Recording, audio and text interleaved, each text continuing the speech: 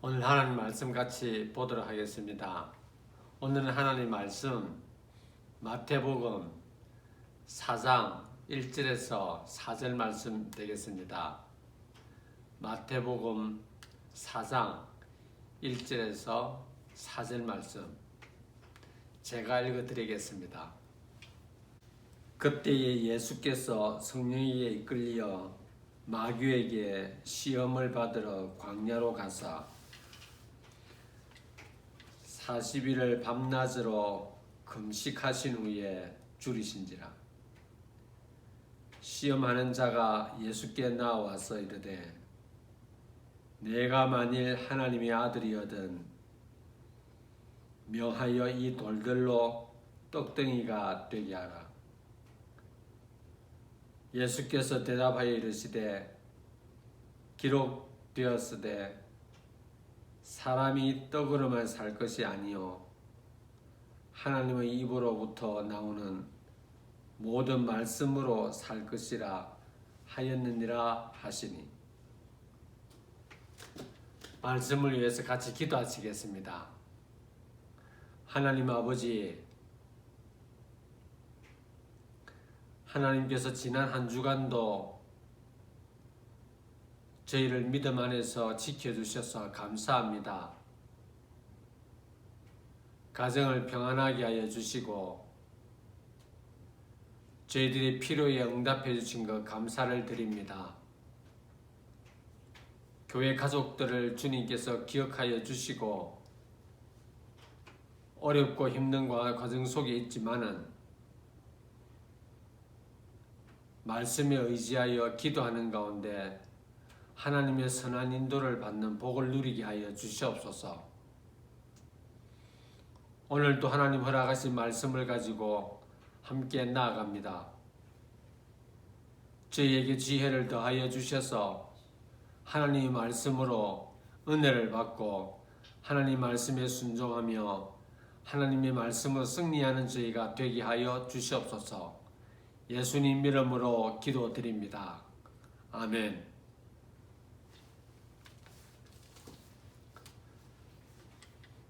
저는 오늘 이 본문 말씀을 가지고 말씀대로 살자라는 제목으로 말씀을 드리기를 원합니다. 이제 우리가 살고 있는 매사추세츠도 그리고 다른 여러 주에서도 경제를 조금씩 오픈한다고 합니다. 저희는 5월 18일이 되어지면 조금씩 이제 사람들이 밖으로 나올 수 있을 것 같습니다. 그때가 되면 저희들도 교회에서 함께 예배 드릴 수 있으리라 믿습니다. 한국은 이미 사회활동을 재개하였습니다. 사회적 거리를 생활 속 거리로 바꾸고 회사들과 학교와 그리고 주변의 모든 상점들이 정상적인 그런 생활을 함에 있어서 지켜야 할 여러 가지 보건수칙을 말하며 대국민 그러한 공고사항을 발표를 했었습니다. 신문의 한 기자가 그분이 하신 이야기를 몇 가지를 요약을 해서 자기 페이스북에 올렸는데 그 기자의 지인이 그 페이스북을 보고는 밑에 댓글을 달았습니다. 계속 말 잘 듣자 이렇게 적었다고 합니다. 저는 그 댓글을 이렇게 그 신문 기자를 통해서 접하면서 많은 것을 생각하게 했습니다.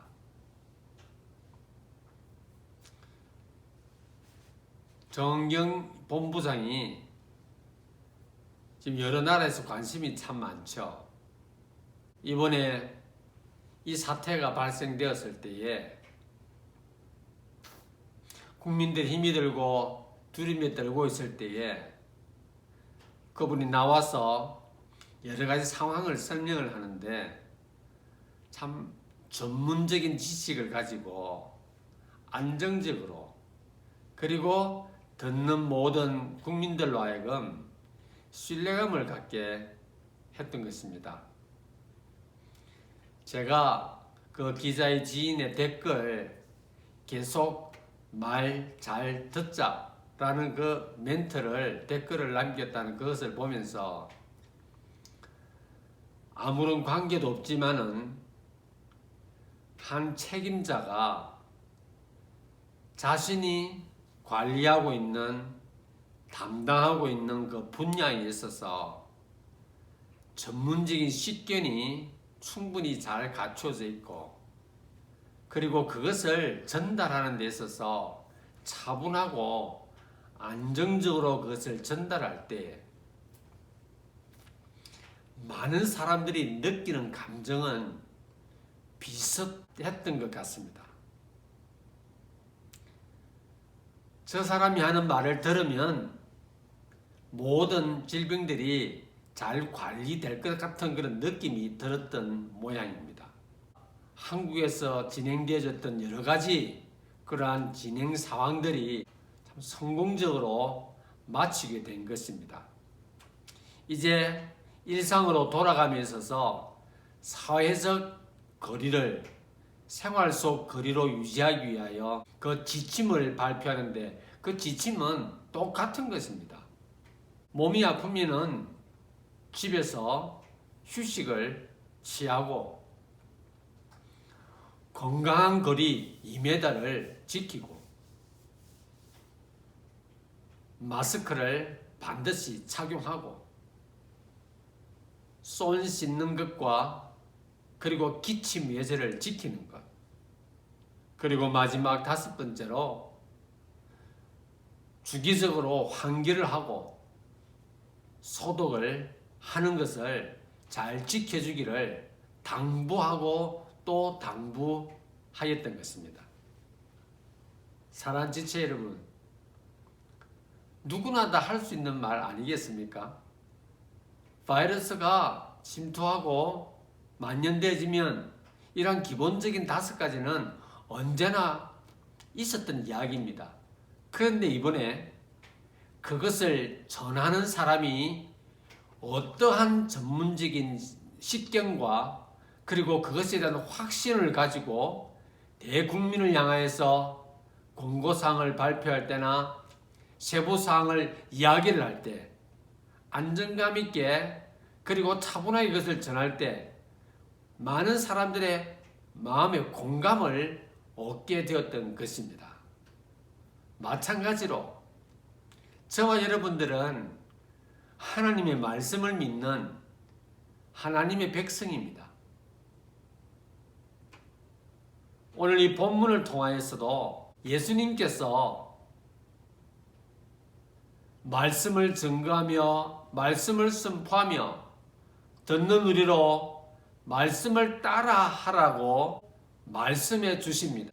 예수 누구이신가 하는 것을 성경 66권을 통하여서 저희들에게 오랜 세월 동안 하나님의 아들이며 전능자로서 구원자로서 우리를 위하여 십자가에 매달리시고 하나님이 우리를 향한 그 사랑을 확증하신 사실을 우리에게 보여주신 분이십니다. 사람도 이 엄청난 위기 속에서도 연약한 여인이지만은 전문적인 지식과 그러한 안정된 그러한 어투로 짧은 시간 안에 수많은 국민들의 마음을 얻었던 것처럼 하나님께서도 오늘 우리를 향하여서 당신의 말씀을 통하여 우리가 이 땅을 살아가며 말씀을 지켜야 하는 이유들을 예수 그리스도를 통하여서 우리에게 다시 한번 당부해 주고 있습니다. 그래서 오늘 저는 이 말씀을 가지고 말씀대로 살아가자라는 제목으로 예수님께서 삶을 통하여 우리에게 보여주셨던 몇 가지를 나누면서 하나님의 은혜를 나누고자 합니다. 첫 번째로 우리가 겪는 위기는 말씀을 떠나게 합니다.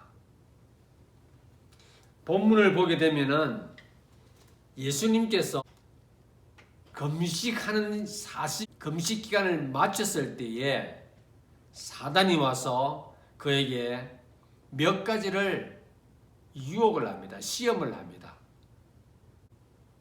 예수 그리스도의 생애에 있어서 겪는 위기 가운데 가장 큰 위기가 아니었는가 생각을 해봅니다. 마태복음 3장을 보게 되면은 예수님께서 요한을 통하여 요단강에서 침례를 받습니다. 그리고 하나님께서 침례를 받고 올라오는 예수를 향해서 하늘에서 이렇게 말씀하십니다. 이는 내 사랑하는 아들이요 라고 말하고 있습니다.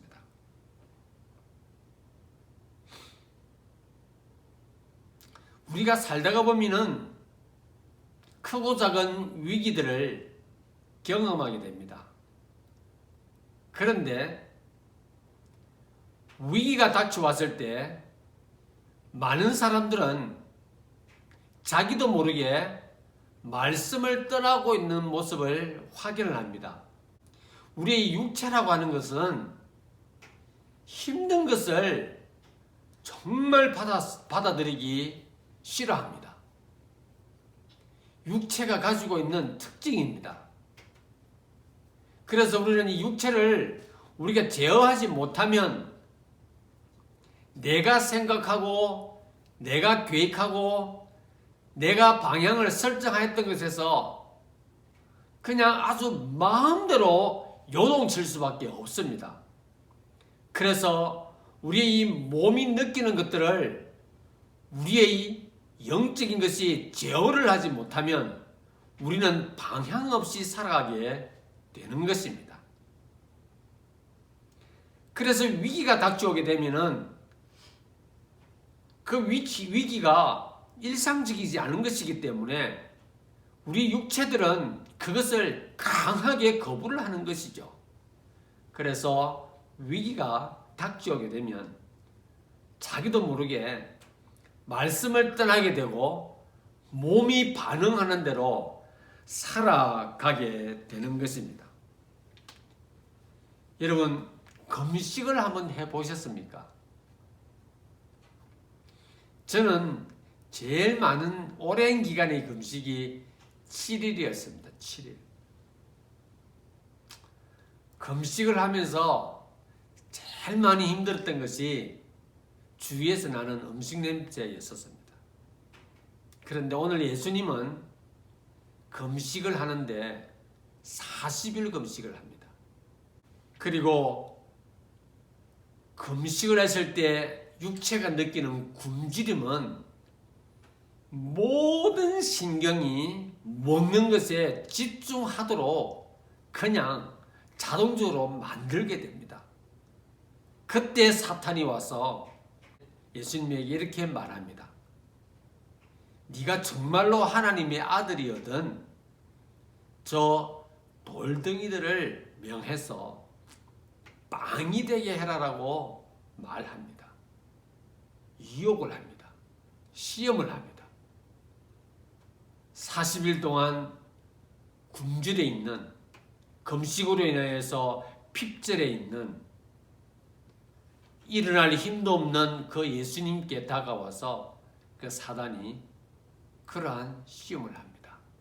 여러분, 이걸 단편적으로 말하면 하나님의 창조의 섭리를, 창조의 질서를 너는 하나님의 아들이니까 마음대로 바꿀 수 있지 않느냐. 그러니까 네 스스로 저 돌을 빵으로 만들어서 네 배고픔을 해결해 보라라고 말을 하는 것입니다. 육체는 아주 큰 소리로 예수님에게 말했을 것입니다. 그렇게 해라고. 난 지금 배가 고파. 난 지금 음식이 필요해. 40일 동안 내 몸은 지금 모든 것을 다 빼앗겼어. 영양소가 필요해. 난 배가 고파. 끊임없는 그런 음성을, 속에서 나오는 소리를 예수님은 들었을 것입니다. 저와 여러분들도 마찬가지입니다. 위기에 빠졌을 때는 그 위기 때문에 우리는 불안에 떨기를 시작합니다. 이번에 코로나 바이러스도 마찬가지 아닙니까? 모든 것이 중단되어지고 하고 싶은 것 하지 못하는 상황이 되어졌을 때에, 물질적으로 오림을 겪었을 때에, 일을 하고 싶어도 일을 할 수 없었을 때에 우리 육체는 상당히 많은 부분에서 스트레스를 받는 것입니다. 그래서 기회만 주어지면 이 몸은 거기에 반응하고 싶은 것입니다.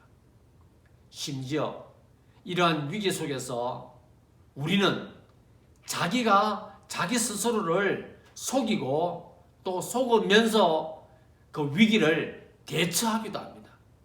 우리에게 닥쳐온 이러한 위기들은 우리로 하여금 말씀을 떠나버리게 합니다.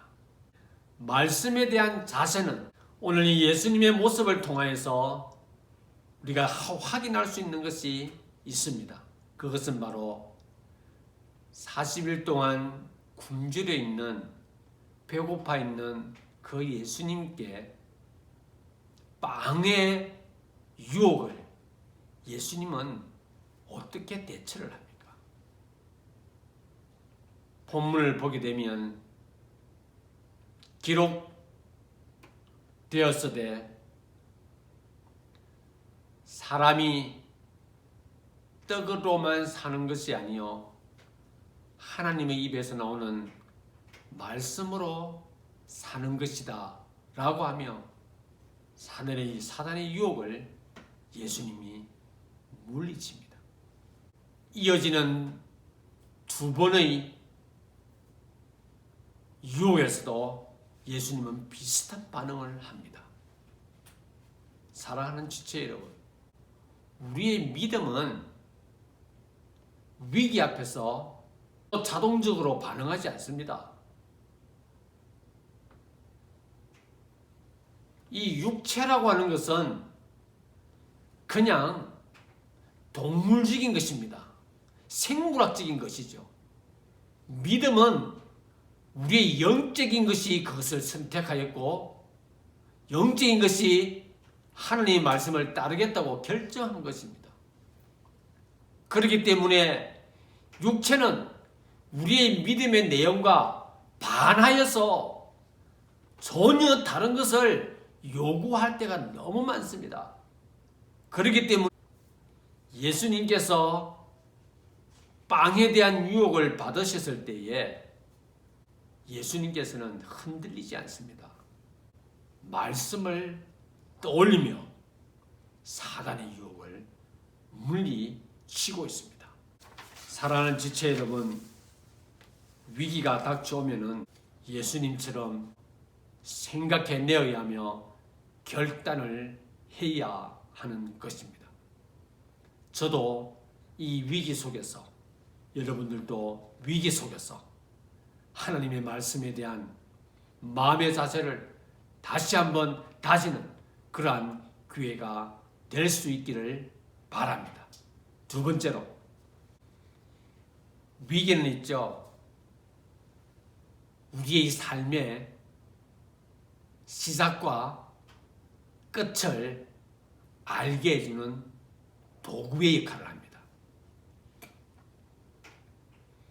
위기가 닥쳐왔다고 해서 내 자신의 가치관이 흔들리거나 지금까지 살아왔던 삶의 방식을 바꾸고는 이 어려움을 극복하기 위해서는 다른 방법이 있어야 되겠구나 라는 마음을 가지는 순간에 내 인생의 목표와 가치는 송두리째 잃어버리고 마는 것입니다. 우리의 삶은 선택에서 시작합니다. 그리고 우리의 끝은 그 결론을 통해서 확인이 되어집니다. 하나님을 믿는 믿음의 백성들은 믿지 않는 사람들과 다른 것이 하나 있는데, 나의 시작과 끝이 하나님 앞에서 상당히 선명하게 구축되어 있다는 것을 아는 것입니다. 세상에 살다가 보면은 크고 작은 위기를 겪는데 그때마다 이렇게 생각을 바꾸고 또 저런 모습으로 삶의 방향을 바꾸고 이러한 형태로 가치를 바꾸어 버리고 나면 우리의 인생은 갈대와 같은 인생이 되는 겁니다. 정함이 없는 삶을 살게 된 자신을 보며 무가치하고 의미 없는 남들이 말하는 것에 따라서 그들의 생각대로 세상이 원하는 대로 산 자신의 모습을 보며 후회를 하게 되는 것입니다. 위기 속에서 우리는 내가 시작한 것, 내가 선택한 것을 확인해야 합니다. 내가 어떤 삶을 살려고 결단했는가 하는 것을 떠올려야 합니다. 그렇지 않으면 그 위기라고 하는 썰물 속으로 흘러가 버리고 마는 것입니다. 아무것도 확인할 수가 없고 아무것도 경험하지 못합니다. 그 위기의 조류 속으로 그냥 떠내려가고 마는 것입니다. 이러한 위기가 있을 때에 저와 여러분들은 선택할 수가 있습니다. 수없이 많은 선택지가 있죠. 그러나 그 선택지에 따라서 이것을 선택하고 저것을 선택하게 되면 결국 우리는 믿음을 따라 사는 것이 아니라 요행을 쫓아 사는 삶인 것입니다. 흔들리지 말아야 합니다. 예수님은 그러한 위기의 조류 속에서 흔들리지 않았습니다. 굳건하게 내가 무엇을 위하여 보내어진 것인가? 하나님의 말씀을 선포하며 하나님의 뜻을 이루기 위하여 자신이 이곳에 보내어졌기에 자신이 나아가야 할 방향을 결코 빼앗기지 않고 그것을 굳게 잡고 사단의 유혹을 이겨내고 있습니다. 위기 속에서 자기의 믿음의 위치를 잘 지키시기를 바랍니다. 예수 그리스도를 구세주로 영접하는 순간에 어떠한 삶을 선택하였는지 기억하시고 그 선택은 하나님께서 우리에게 주신 말씀을 통하여 결론 짓고 있다는 사실을 잊어버리지 마시고 위기 속에서 시작과 끝을 보다 선명하게 확인하는 저와 여러분들이 될 수 있기를 바랍니다. 마지막 세 번째로 위기는 오직 말씀으로만 이겨낼 수가 있습니다. 예수님께서는 오늘 총 3번의 유혹을 받습니다. 배고픔의 유혹, 명예의 유혹, 권세의 유혹입니다. 돌덩이로 떡을 만들어라 할 그때에 예수께서는 신명기 8장 6절 말씀을 떠올리며 기록한 그 말씀을 통하여 사람이 떡으로만 사는 것이 아니요 하나님의 입으로 나오는 말씀으로 산다며 사단을 물리쳤습니다. 사단은 거기에 또 물러서지 않고 그를 예수 그리스도를 성전 꼭대기로 데리고 갑니다. 그리고 거기에서 뛰어내리라 그럽니다. 그러면 하늘에서 너를 받쳐줄 것이며 많은 사람들이 너를 높이 높이 추앙할 것이라 말합니다. 그럴 때 예수님께서는 신명기 6장 16절 말씀을 기억하며 주 너의 하나님을 시험하지 말라. 오직 하나님만 예배하고 그를 섬길지니라 라며 사단의 유혹을 물리치십니다. 그리고 또한 높은 산으로 예수 그리스도를 데리고 가 온 천하 만민을 보여주며 자기에게 절을 하면 내가 이 모든 것을 너에게 주겠다라고 할 그때에 또 예수님께서는 신명기 말씀을 떠올리며 그것을 적용하는 가운데 사단의 유혹을 물리치십니다. 사랑하는 지체 여러분, 하나님의 말씀은 한 번 보고 덮어놓는 것이 아닙니다. 아침 저녁으로 시간 날 때마다 말씀을 가까이 해야 합니다. 반복되어지는 훈련과 반복되어지는 그런 묵상을 통하여, 암송을 통하여 말씀이 내 삶 가운데서 자연스럽게 표출되어질 때까지 우리는 말씀을 가까이 해야 합니다. 앞으로도 우리의 삶에는 어떤 위기가 닥쳐올지 모릅니다. 말씀을 붙들고 말씀으로 나아가기를 바랍니다. 예수님은 다양한 종류의 유혹을 다 겪었었습니다. 어느 순간이었습니까? 가장 힘들고 육체적으로 가장 고통스러운 그 순간에 그런 그 엄청난 유혹을 이겨내셨습니다. 기록된 말씀을 그가 기억하고 지속적으로 반복하며 묵상하였던 그 말씀들이 그는 그러한 위기와 유혹을 넘어설 수 있도록 인도함을 받았던 것입니다. 결론을 맺겠습니다. 사랑하는 지체 여러분, 위기 속에서 내 육체가 받아들이기 좋다고 하여서 거기에 내 자신을 그냥 내버리지 마시기를 바랍니다. 육체가 싫어하는 것들이 있다 할지라도 약속의 말씀에 의지하여 그것을 주장하며 움켜잡는 순간에 결국은 우리는 영적으로 승리할 것이며 이 세상이 줄 수 없는 크고 놀라운 평안을 누리게 될 줄 믿습니다. 이 세상의 수많은 사람들은 위기 앞에서 생각을 바꾸고 가치관을 바꿉니다. 심지어는 사랑하는 사람들도 떠나버리고 친구도 버리는 경우들도 있습니다. 그리고는 이렇게 변명합니다. 그 상황에서는 어쩔 수가 없었어. 너도 그 상황이 되어보면 내 마음을 이해할 거야 라고 하며 자신의 삶을 계속해서 남들에게 설명하려고 합니다. 말씀만이 모든 위기를 극복할 수 있습니다. 오늘 이 한순간, 이 위기 순간에도 말씀을 의지하는 가운데 승리하여 하나님을 영화롭게 하고 말씀 안에서 기쁨을 누리는 저와 여러분들이 될 수 있기를 바랍니다. 기도하시겠습니다. 사랑과 자비가 풍성하신 살아계신 하나님 아버지, 은혜와 사랑을 감사를 드립니다. 저에게 믿음을 허락하여 주시고 말씀을 보는 특권을 누리게 해주셔서 감사합니다. 세상 모든 사람들이 겪고 있는 위기 속에서 하나님께서 허락하신 약속의 말씀들을 보며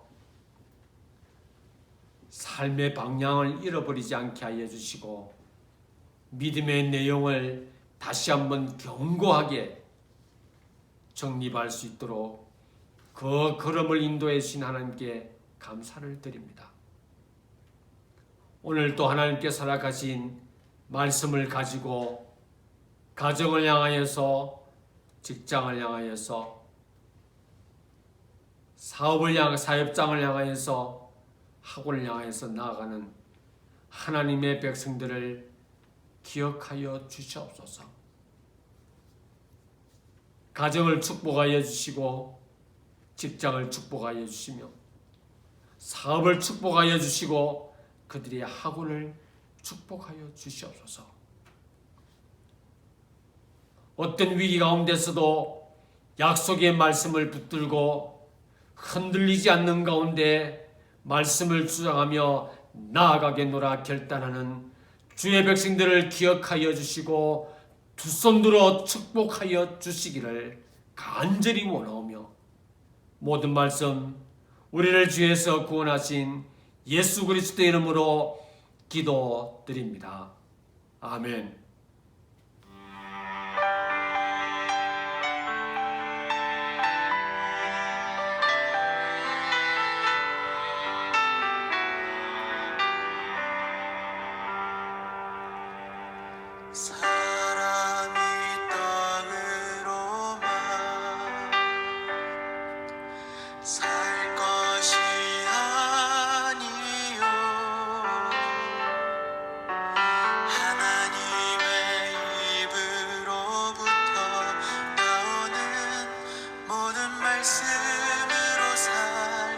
것이라.